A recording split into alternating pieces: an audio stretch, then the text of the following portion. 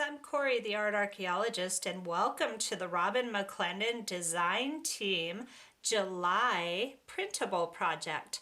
So what I've got here is I'm including a couple of my kits in the project this month, along with Robyn's printables. And I wanted to talk a little bit about this. This is Break of Dawn Kit 2. And if you guys checked out the June printable kit by Robyn, she had really big rusty gears in that kit, and they were just so beautiful and inspiring to me.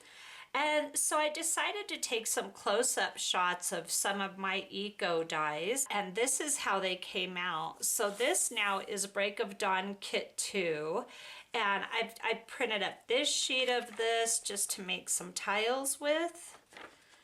And then I printed up a bigger sheet of these 3.5 by 5s, I believe they are, to make some tags with. So I was just so inspired, like I said, and I really love how these came out, and they're available in my Etsy shop now. The link is below. So here's this Break of Dawn Kit 2. And then this I only printed 3 of these out of this kit. This is called Inky Abstracts. This is one of my kits. I wanted to include it this month. And I've pulled these 3. This one, this is a really fun kit. I created these in one of my art excavation videos, and I think it's called Ink and Acrylic Play. It's I do excavations, and then they're full of digs. So we take a topic, which is the excavation, and then I do a different, I handle a different way of using that topic, which in this case was the jelly plate. So those are really fun videos, and I invite you to check those out too. So here's the 3 out of that kit. And of course the links are all below. And then this is the gorgeous July Robyn McClendon printable kit. And I did a little trailer on this, so I won't go through them again here. But just to remind everybody, this is a baker's dozen kit. There are 13 just really stunning prints in this kit. So let's go ahead and get into our tags and tiles.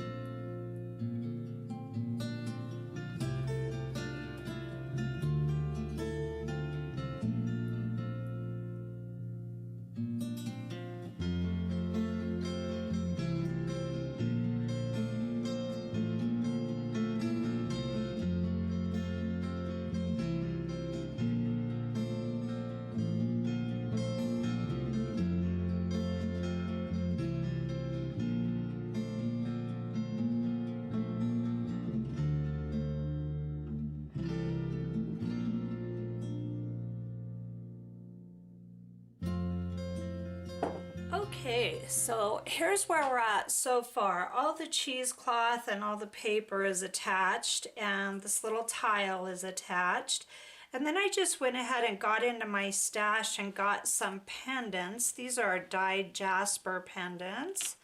And then I'm not sure what stone this is. If any of you know, please let me know. They're these beautiful green stones. So my idea is to attach all these. I kind of went back and forth on whether or not to use this bright shot of purple because there's really no purple anywhere else. But I love it and I'm keeping it, and it's going right there. So then I've also got these bronzy looking pendants here too. And I want to add those. I've got another little bronze one, and then a green, and then this really pretty dyed jasper for this one. So let me go ahead and show you how to do this. Okay, I like to just place my stone on here where I want it, with the holes on the sides, of course, because that's how it's going to lay. And then as close to the holes, I just want to make a mark on each side here.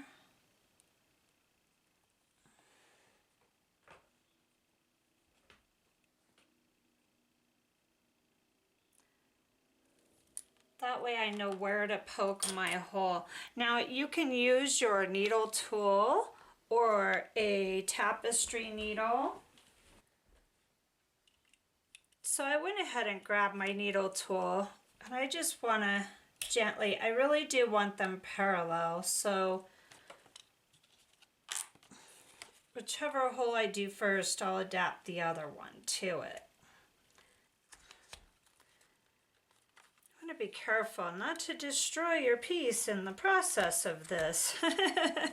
Okay, so I want that one there, and then these are kind of weird. You got to figure out where the hole is. It's up here, and then you just want to do the same exact thing.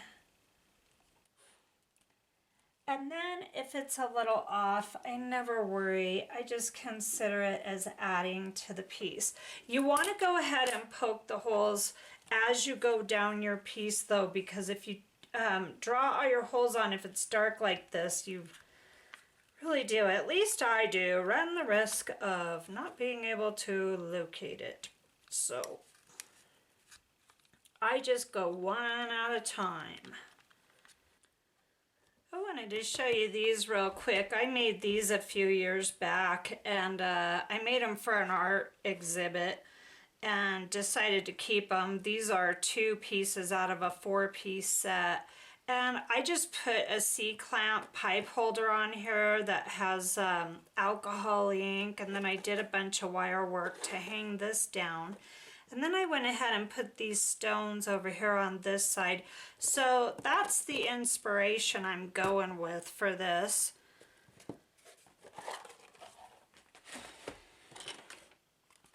Also, I wanted to show you now the back of these, I just use chipboard. You can use cereal boxes or chipboard or wood if you want. If you use wood, you just have to drill your holes. That's the only difference.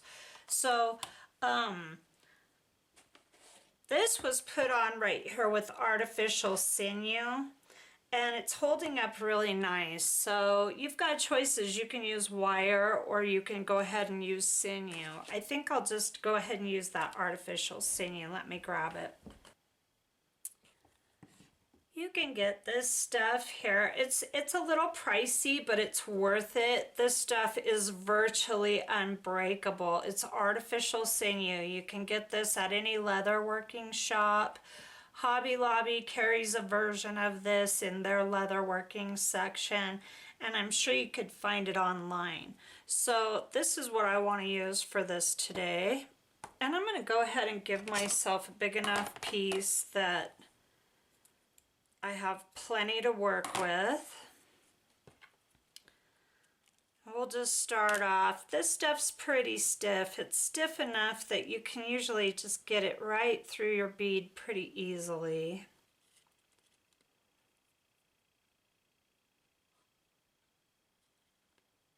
Just to get it more in alignment. That's gonna stay a little better. It's still risky doing that with this, but you know what? I'm gonna do it. You just want to flip this over. I like to tie it like this because I really want that snug. You want to be careful. You don't want to wrench on it so hard that you snap your holes. And then of course the second time you can wrench on it real nice. And then you can also just throw a nice quick little drop of glue. I'm using Mod Podge Matte in this case. Just throw a drop of glue on there. Try not to get any on your scissors. Okay, and then you can continue to do that. You can use wire too if you want. I would definitely glue it down if you use wire.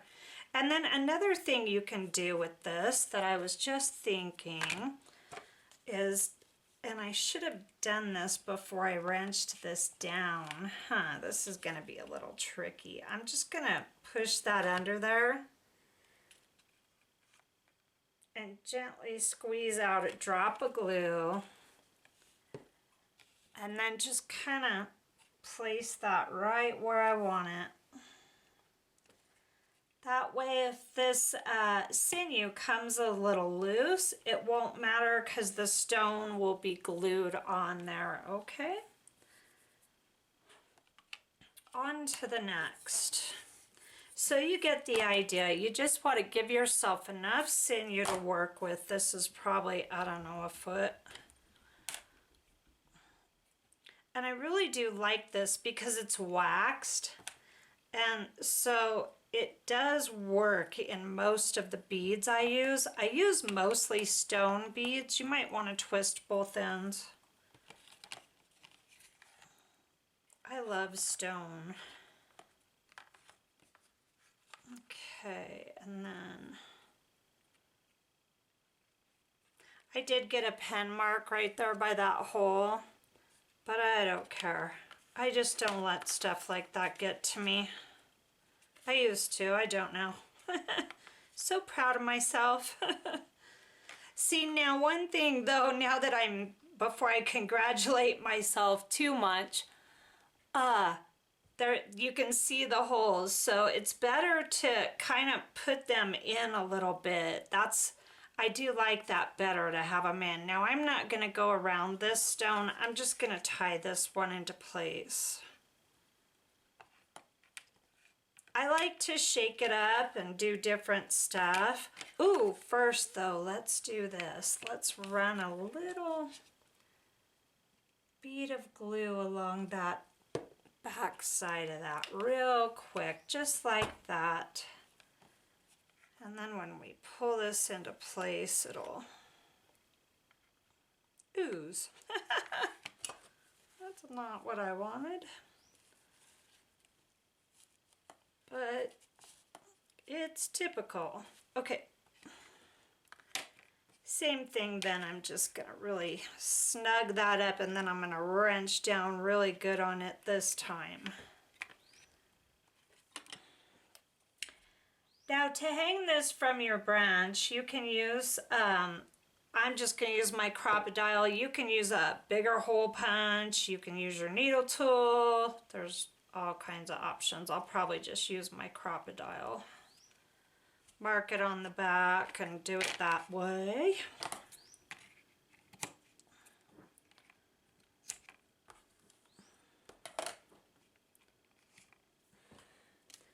Yep, this right here is a good buy. It will last you forever, forever, forever. I should have used a little bit less on that one. I usually take more care than that, but every now and then it's gonna happen, no big deal.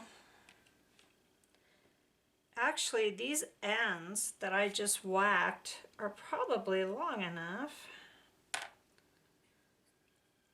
It really is best to take the time to just twist both sides at first, because you have to anyway. You might as well just get it over with.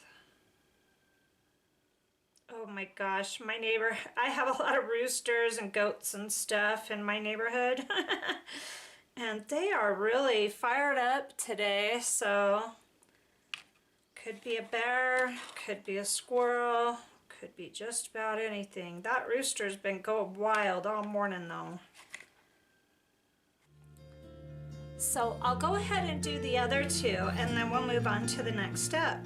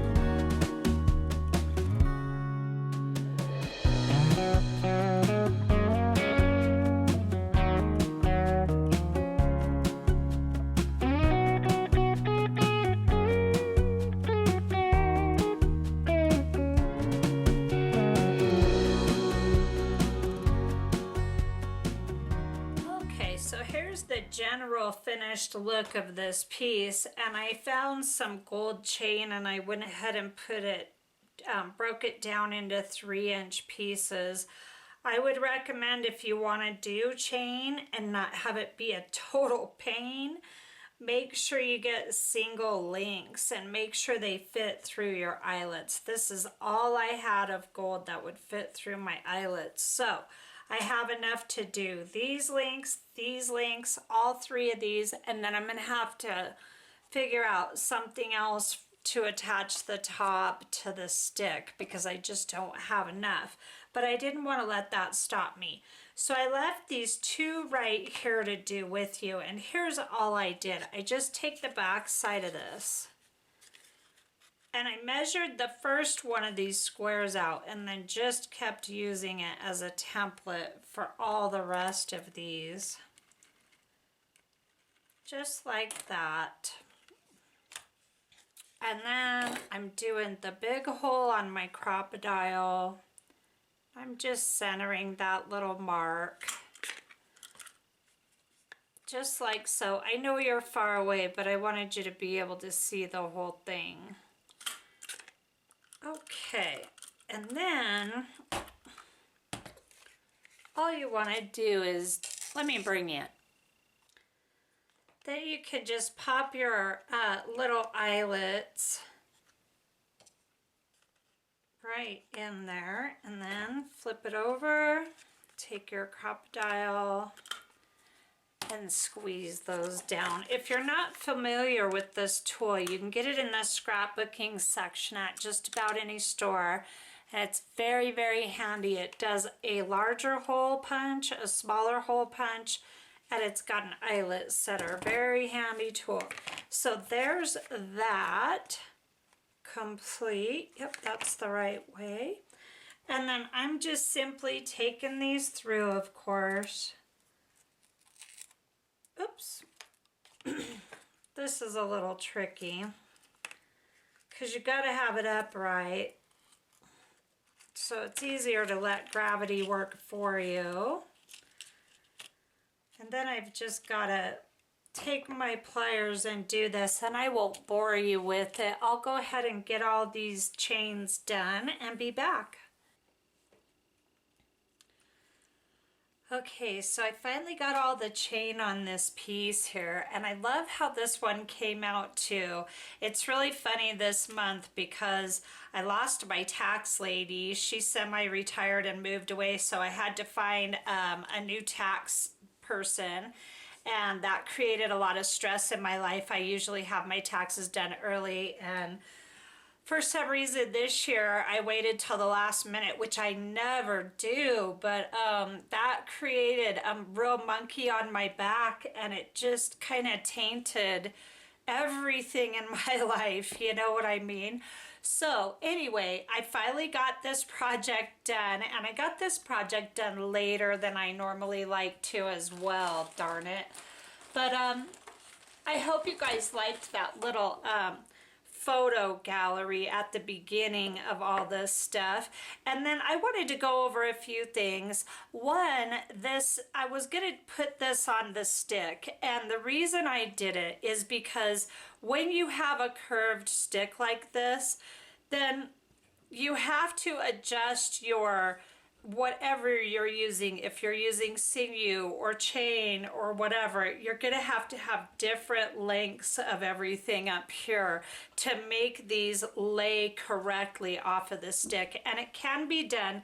It's extremely tricky, and the reason I didn't do it this time is because I ran out of chain. So I didn't want to let running out of chains stop me from finishing this video because I'm not going to the city yet, and I didn't really want to buy more chain for this project anyways. So I might end up doing that. But the great thing about running out of stuff and then having to change up your plan is you find that you have so many more options available to you. When I do go to the city, what I'd like to do is I want to pick up a curtain rod as short as I can get, black. and maybe with some really decorative ends on it. And then what I'd like to do is just mount the curtain rod brackets on the wall and then place the rod in the brackets and then have this hanging a little bit off of the wall. So you have tons and tons of options. But I'm telling you, whenever you do something uneven like this, it creates a really whole new challenge, and it becomes a much more complicated job for sure. This took me quite a while to put all these chains together. It wasn't bad, but these are like double layered chain links here, and that made it tricky. So you really want to stick with single layer chain links, and you really want to make sure that whatever chain links you use are going to be strong enough to hold this entire thing up, depending on how much things you put on your stuff and whether or not you're using wood or chipboard or what you're using. I just used chipboard on this, as I showed earlier, so this is relatively light in the end. But so you got a lot of options, okay? And I just want to thank you guys for being patient this month with this project. I had such a, normally I'm a pretty confident, mellow person, and I had a lot of stress this month that I created in my own mind and didn't need in my life at all. So I do want to point out, I really love how these trees came out, and I wanted to talk a little bit about the drawing. Now, what I like to do is grab my pen, put it to paper, and go for it. But I have a lot of drawing practice under my belt, so I have some experience to pull from. And if you're new to doing any kind of Zentangle or drawing botanicals or anything like that, I would recommend just hopping on Pinterest or hopping on Google and looking up some pictures, some drawings that you can pull inspiration from. And then I made these cute tiny little tiles. This video originally was just going to be tiles and tags, and I've been wanting to make artwork like this and the spirit sticks that I made before. And so I decided, you know what, I just did a tile video not too long ago for a Treasure Hunting Tuesday, a rusted tile video. And I had a gal ask me, I can't wait, well, she said, I can't wait to see what you do with these. So I thought, why make another tile video when I can actually make a project? So I wanted to show you guys the possibilities of what you can do with your tiles. And you can put little tiles on big tiles. You can make your tiles whatever size or shape that you want to make them. I just call them tiles to keep it simple. I love this long rectangled look. And like I was just saying about the spirit sticks, I like to take pieces of wood, and you can look that one up. That was the, oh my goodness, I want to say it was the May Design Team project. It's in my Robyn McClendon Design Team playlist, and they're called spirit sticks. And it's quite an involved project. I drill into the wood. I use all kinds of tips and tricks in those videos for that project. But you can take your little tiles and put them on your spirit sticks, your wood art, your this kind of art. The options are endless. It really stops with your imagination.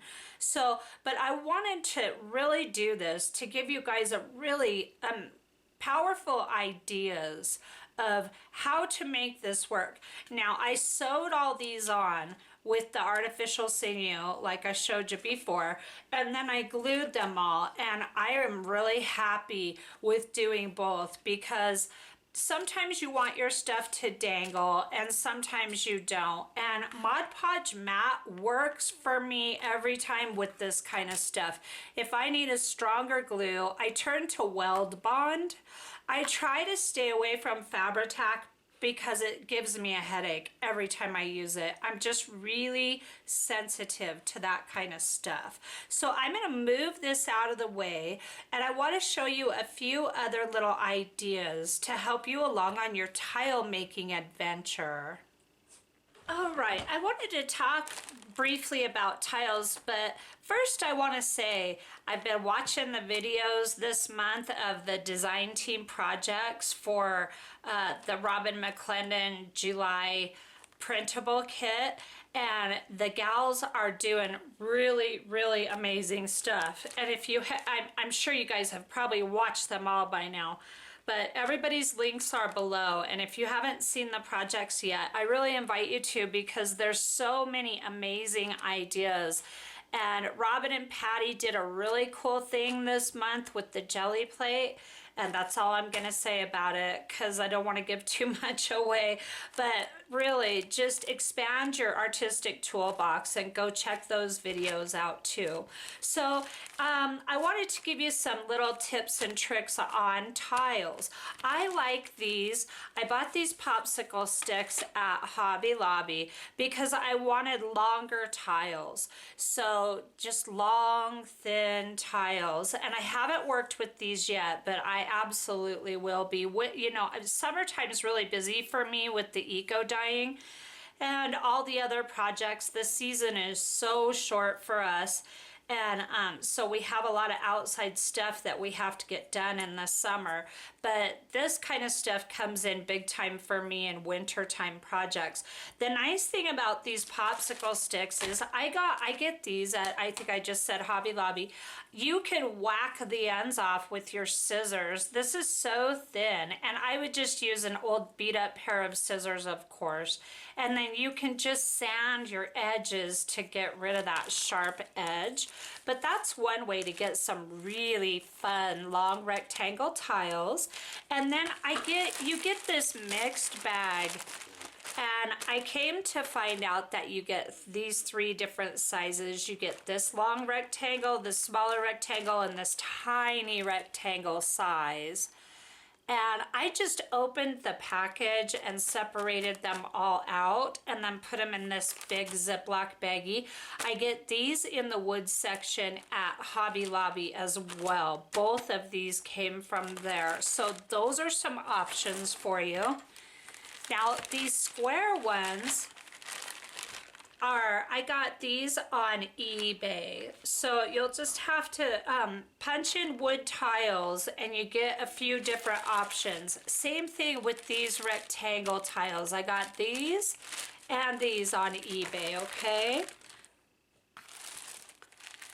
Now this batch of tiles here is all chipboard, and I cut all these by hand with I used my cutter. And I'll tell you what, if you're gonna make chipboard tiles like this to do different projects with, it's great because they're light, first of all. You are not limited to size other than the size of your chipboard. I generally cannot find chipboard bigger than 12 inches. And when I want something bigger than that, I turn to wood. So that's my little hack for doing tiles. But if you decide to do this with your paper trimmer, you really have to invest in some extra blades, because these will trash your blades on your trimmer so fast. But to me, it's worth it to just buy a couple extra blades and just sit down and whip out a bunch of these so that I have them ready to go when I want to use them, okay? So this is so funny. This video was originally gonna be tags and tiles, and I wasn't gonna make a specific project, and I thought, well, Kory, you've already done that. So I went ahead and did what we did. But I wanted to show you what I was getting into. I made these really cute little tiles, and these are from the wood ones from this batch here from Hobby Lobby. And I used Robyn's paper on these for the background papers. And I Sharpied the edges, excuse me. just with a black Sharpie. And then I just used a thin fine line black Sharpie to draw the little images on here. And then I set these aside and I started doing some tiles too. Here is the, these are the chipboard pieces, and this is one of my printables here out of the Inky Abstracts, I believe. And I just did this one to show you real quick how I finished the back. And I don't really worry too much about the back on stuff. If both sides are gonna be seen, of course, I make them double-sided. But if I'm gonna glue this down on something, I'm just gonna, of course, do the one side and the edges. So very simple. And then I just threw some tags together here. Let's do this. And Robyn, you know, her idea for this month was to have collage and background pages. And this artwork in her kit really works great for the Zen doodling and the botanical drawing and all those kinds of drawing projects you want to do. This paper is really, really nice for that. And with these bigger or darker tags, I mean, all you have to do is just use a white pen instead. So you can adapt to any of this stuff. And then here, these back ones are mine. I did like I did before. In the very first design team project we did, I put Robyn's art on one side and my art on the other side. And this is Break of Dawn Kit 2, the botanicals and the gears. These are all Break of Dawn Kit 2. And this one, and let's see, that one too. And then these are all from my Inky Abstracts. And I did what I did before. I just like to take my tag, and I take a blank tag because I don't want to reinvent the wheel. And I glue the blank tag, and then I just stick it on the back of a full sheet of paper like this. And then I get what I get with my tags. I don't plan out, like this one I planned out because I wanted to make sure to have the leaf in it. But the rest of these, I just slap the blank tag on with glue and let it dry, and then I end up with what I end up with. So a really, really fun way to get yourself some tags. And I thank you again for your patience this month, and I really hope that you like this project and that you try something similar to this. And remember that you can use sticks, curtain rods, dowels. There's all kinds of ways to attach your tile art and have it in a hanging display for your home, or if you want to sell them too. So I look forward to seeing you again real soon. And if you haven't subscribed yet, I totally invite you to. As usual, there's so much fun going on this channel, and I work hard to get stuff out in a timely fashion, but alas, I'm human, so sometimes I fall a little bit short of the mark.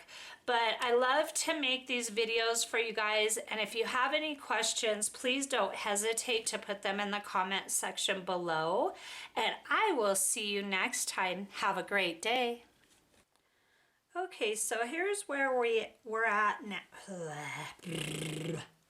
blah, blah, blah, blah, blah, blah.